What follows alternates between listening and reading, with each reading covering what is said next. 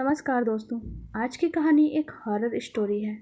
मेरा नाम अभिराम है और ये कहानी 10 साल पुरानी है, जब मैं एक युवा लड़का हुआ करता था। मेरे हाथों में बहुत सारी नई नई चीज़ें थी। दुनिया बहुत ही उत्साह से भरी हुई थी मेरे लिए। पर अभी 10 साल के बाद मैं एक व्यवस्थित जीवन जी रहा हूँ, जहाँ मेरी पत्नी और मेरा बच्चा भी है। मेरी ज़िंदगी में बहुत सारा बदलाव आया है। मैं अपने परिवार के साथ खुशियों से भरा जीवन जी रहा हूँ।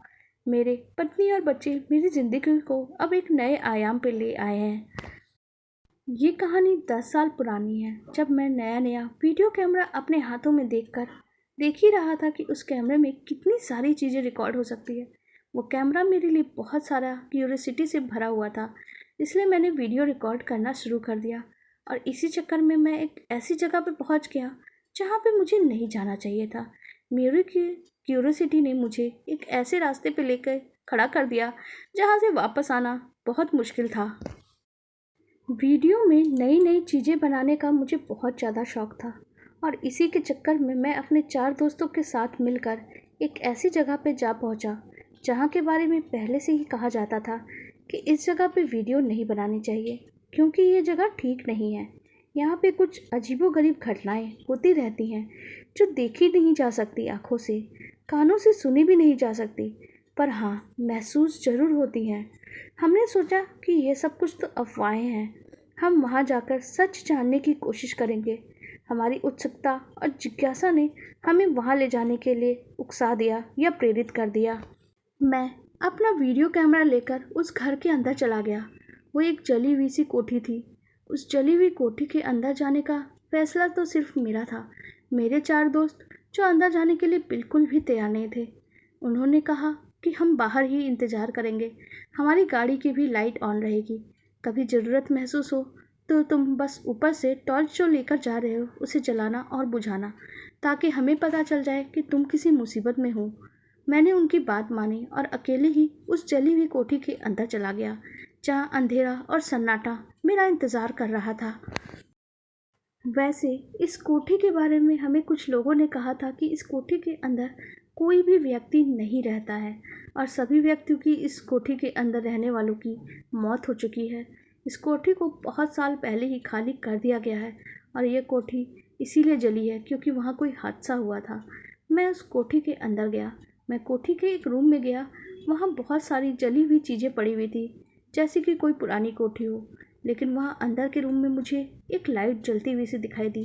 मुझे आश्चर्य हो रहा था कि यहाँ लाइट कहाँ से आ रही है, जबकि बाकी कोठी में तो बिल्कुल ही अंधेरा था। मैं उस रूम की तरफ बढ़ गया जहाँ से लाइट आ रही थी।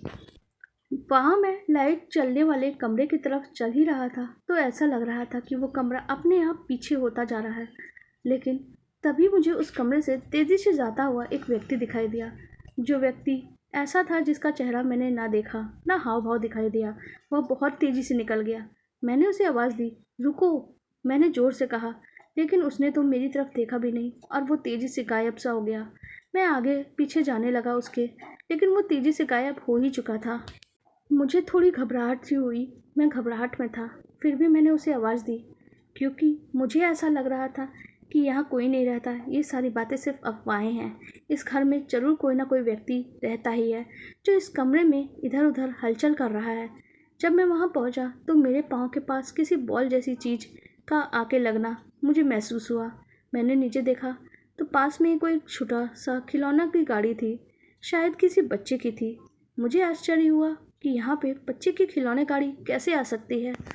मैंने उसे उठा लिया मेरे हाथ से, लेकिन वो खिलौने जैसी चीज़ गिर पड़ी, क्योंकि जब मैंने उसे उठाया तो ना तो वो मुझे खिलौना लग रहा था, ना ही कोई बॉल, बल्कि बहुत ही अजीब सी दुर्गंध भरी हुई कोई वस्तु थी। उसकी बदबू से मेरा जी मचलाने लगा। मैं वहाँ से तुरंत पीछे हट गया। मेरी आंखों से आंसू बहने लगे।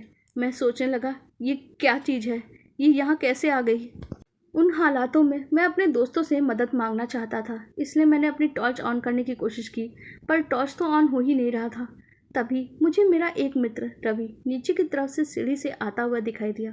मैंने उसे आवाज़ दी, रवि यहाँ आओ, मुझे मदद चाहिए। मैंने ज़ोर से कहा, लेकिन रवि ने मेरी तरफ देखा।